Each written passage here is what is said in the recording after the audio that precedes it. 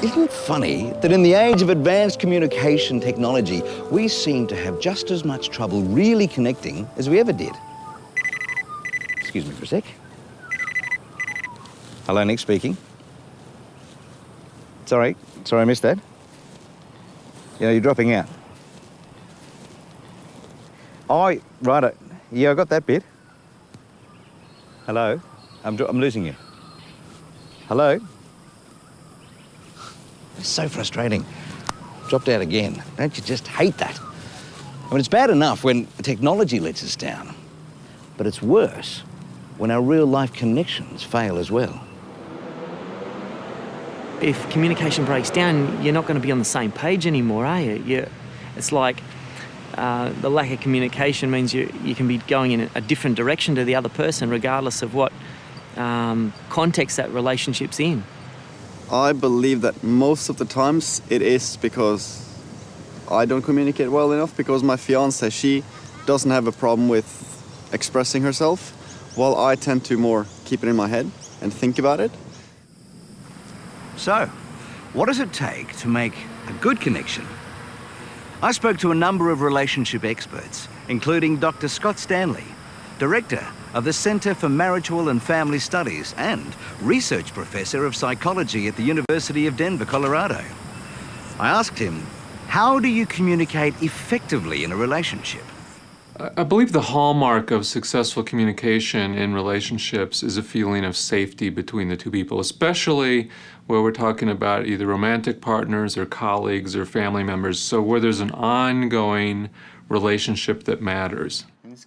You're going to see really good communication if both people feel safe in the conversation and feel like they can each say what they need to say, feel like they're going to be heard, feel like they're going to be respected. So does that mean that respect and feeling safe are really important for good communication? Does it mean that if we're in an emotionally safe relationship, we'll be able to talk more openly about how we're feeling? If two people feel really emotionally safe and there's something important being talked about, there will be emotion, and it'll be expressed and it'll be heard, and it'll function to bring the two people together. Yes, but not all of us find it easy to share our feelings with our partner. What makes it so difficult? If you've come from a family where feelings were never talked about and you just haven't had a lot of practice at that, this is not going to come easily. But your partner may need to understand what's happening for you. Now, for you to be able to just share that with your partner, you've got to actually get in touch with it yourself. You've got to have some self-awareness and to be able to be honest with yourself about what's happening in your world, inside your own head, in the world that you inhabit. And that's where I think it is difficult. If we don't have a developing self-awareness, then we're not going to be able to share ourselves with the other person. Equally, if we're not very honest with ourselves about what's happening, if we're habitually denying to ourselves what's going on for us, let's say we're angry, but we're denying that we're angry because we've come from a family where it's not okay to show anger or to admit that you have strong feelings like that. If you're not being honest with yourself, you're not going to be able to be open with your partner and in a constructive way share, when this and this happened, I was feeling really angry. You're simply not going to be able to do that. So everyone starts from a different place with this thing called sharing of feelings.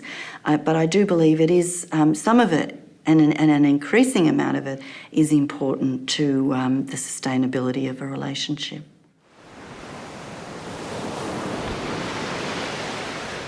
In terms of how we communicate in our conflict, we come from very different families. My parents, I never heard them argue the whole time I was living with them. And whereas Heather's family had expressed a full range of emotions. So I couldn't quite believe when we were first married, when you'd said that you'd never heard an argument of your parents. I thought, oh, you just must have tuned out as a teenager and a young adult, and then I checked out with your other three siblings, and I just couldn't believe that there was just no arguments whatsoever.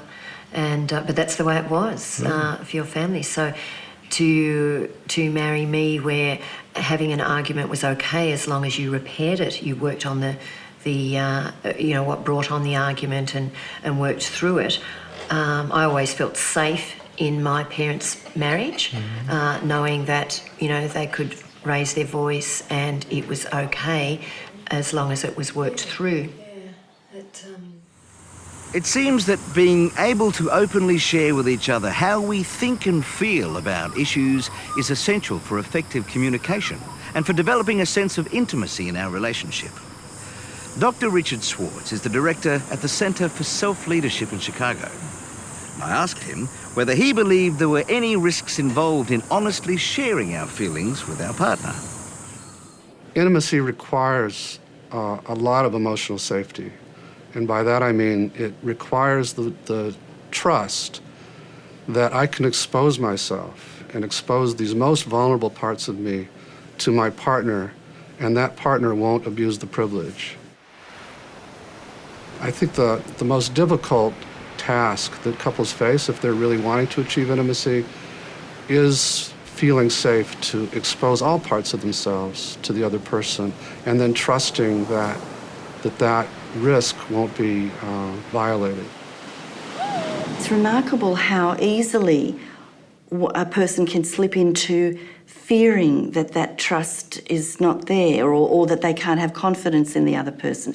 So, for example, a person in a couple might start to really doubt whether their partner is even committed to them at all by virtue of how they're interpreting their behaviour. Let's say they're spending more time at work, they're not coming home as early, or they seem to be emotionally less available to you. You can start to think to yourself, well, this means he or she is not in love with me anymore. They're actually going to leave me. It's very easy to slip into that fear of loss of love, of loss of commitment, of loss of the relationship. The relationship between good communication and safety, I think, is reciprocal, so it goes both directions. People that communicate safely are going to build, and emotional safety is really what I'm keen on here, are going to build a sense of emotional connection and security in the relationship. But it's also true when, for whatever other reasons of what's going on in the relationship, if people feel generally more emotionally safe and connected, they're pretty much likely to communicate better as well. So one influences the other, which is important to know from kind of a how things work perspective. When we talk about trying to actually help a couple do a better job of communicating, you don't just say, okay, talk safely now. You're going to pick some strategies that hopefully move them in that direction, but the goal is the safety part more than the strategies themselves.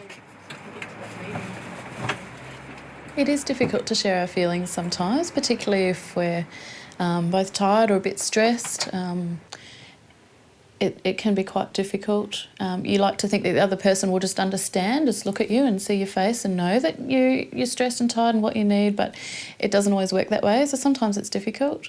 But if we're going really well, then we find it easy to share, we're comfortable to share. So it's more about how we're feeling at the time that affects how difficult it is.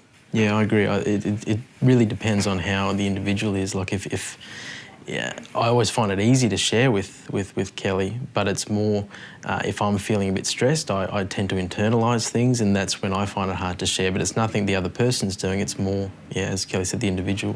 Right. Yeah, good. Thanks. Sounds good. Okay. World-renowned marriage and family researcher Dr. David Olson, Director of Life Innovations in Minneapolis, Minnesota, has spent over 30 years researching couple and family relationships.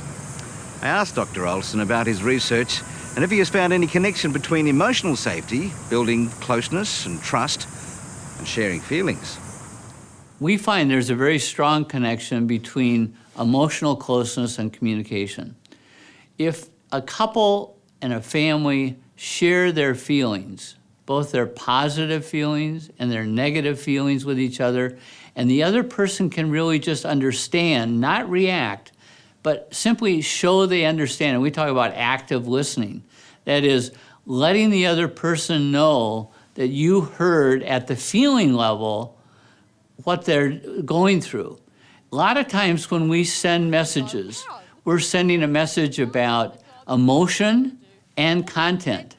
Most often when people give feedback, they give feedback at the content level and not at the emotion level. And so what we say is when you're listening to someone and you want to really show you understand, and that's what a good therapist does, they go first to the feeling and they say, oh, I hear you're feeling frustrated or you're feeling sad. And the person says, you understand. You don't even have to go into the content, okay? So responding at the feeling level builds emotional connection. That may not be as easy as it sounds. Why don't you actually say what you mean, Richard? Oh, what I mean, I'm trying to tell you something here, are a okay? hypocrite. No, the You are trouble not- with you is that you don't listen to me. I don't all right? listen. You don't shut up. Learning to really listen to each other can be a challenge for many of us. But Dr. Scott Stanley has been teaching the speaker-listener technique to couples for many years to help them learn just this, to really listen so they get to understand and connect with each other. We have taught couples what we call the speaker-listener technique, where we'll give them an object, usually it's a card that has the rules for the technique on it, but it could be any object, where that object is meant to represent who has the floor in the conversation.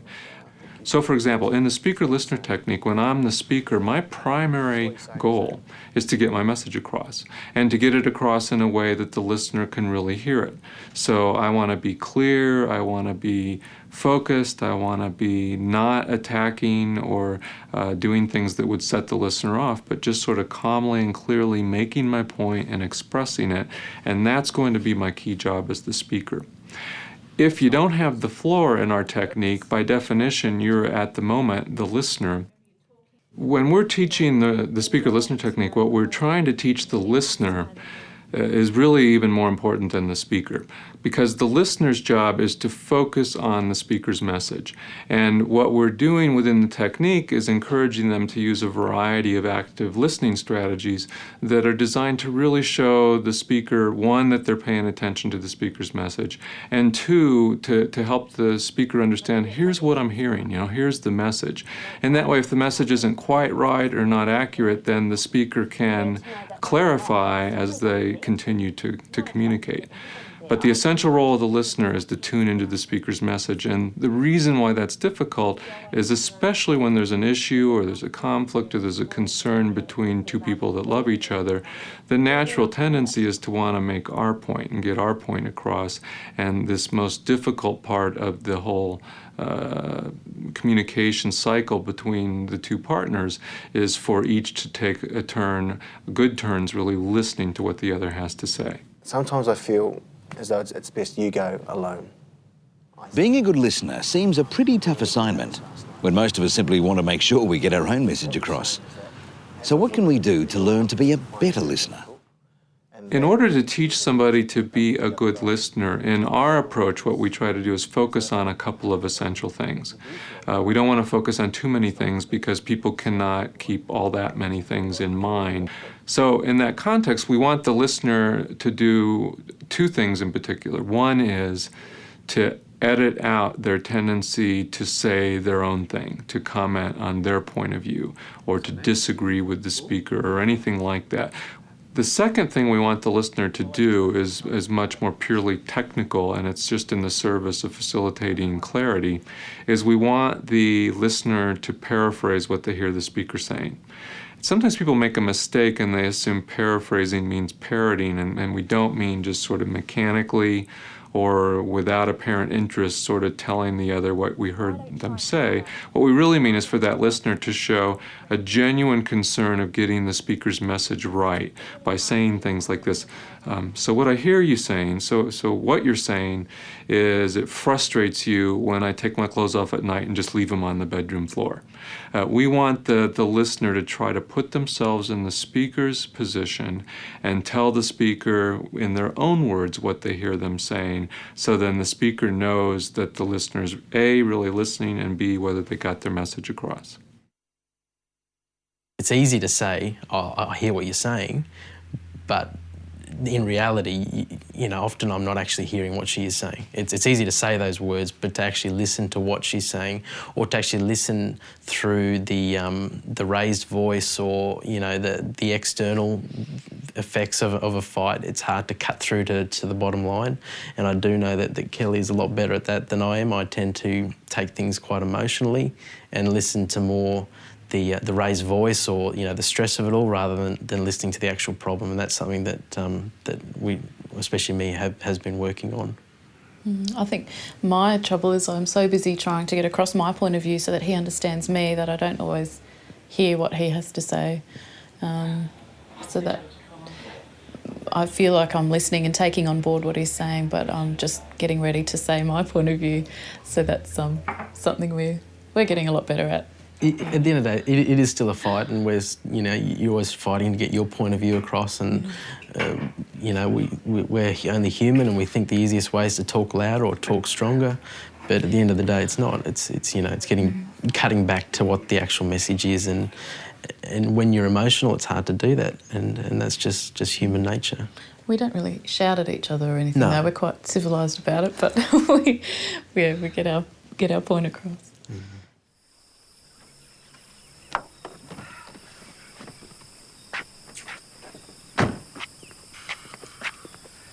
It really ticks me off when I can't get to where I've got to go because the road's blocked. It's a bit like that in relationships. Some experts talk about the roadblocks on the way to connection. Patterns of responses that usually lead to frustration, anger, and disconnection. I spoke with Paul Borges about the things we do that block good communication. The blocks to communication have been well documented by a number of authors in the field. They basically fall into three categories: judging, sending solutions, and avoiding the other's concerns. The most popular list of those has been called the Dirty Dozen, where there's 12 of them that have been identified. Let me just highlight perhaps a few of those. In the category of judging, there's things like criticising, name-calling, or diagnosing the other person. And if there's one thing that really shuts people down is when phrases are used such as, you know what the problem with you is. You know, the problem with you is you're just like your dad, or stuff like that. I mean, that'll shut down a communication process instantly. The sending solutions is also something that I think a lot of people do in relationships, thinking that they're actually being helpful. Now, there's a number of these, such as ordering and threatening, and they're more obviously unhelpful. However, there's other things such as inappropriate questioning, when a person is asking a lot of questions in order to show interest in the other person, but the listener is actually receiving that as almost interrogation.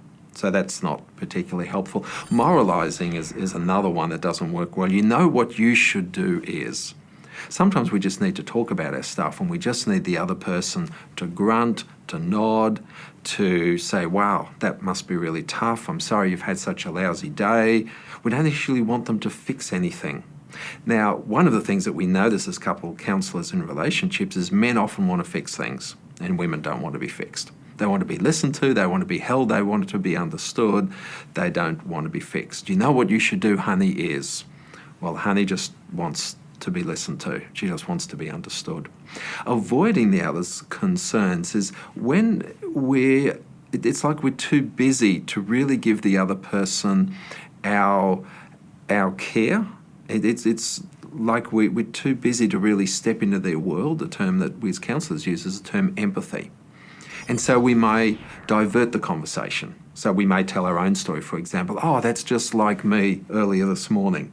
And so again, that person just shuts down, says, well, I actually wanted to talk to you. I didn't actually want to hear your story right now. Or logical argument, yeah, but it couldn't have been this way because of this. Again, shuts it down. Even over-reassuring, which is often done with the best of intentions. Oh, I'm sure you'll be okay. You'll be just fine. You always manage to get through this.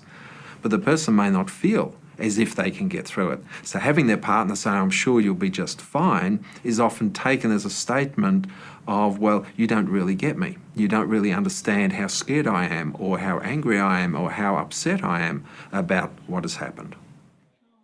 I think for me the most important thing with communication in our marriage is to do it regularly and to do it as often as possible, and to not let it build up, because most of our disagreements come from a lack of communication, and it just builds up and builds up into something out of proportion.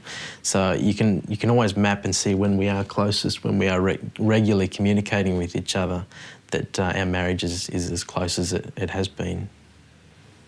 Just staying connected.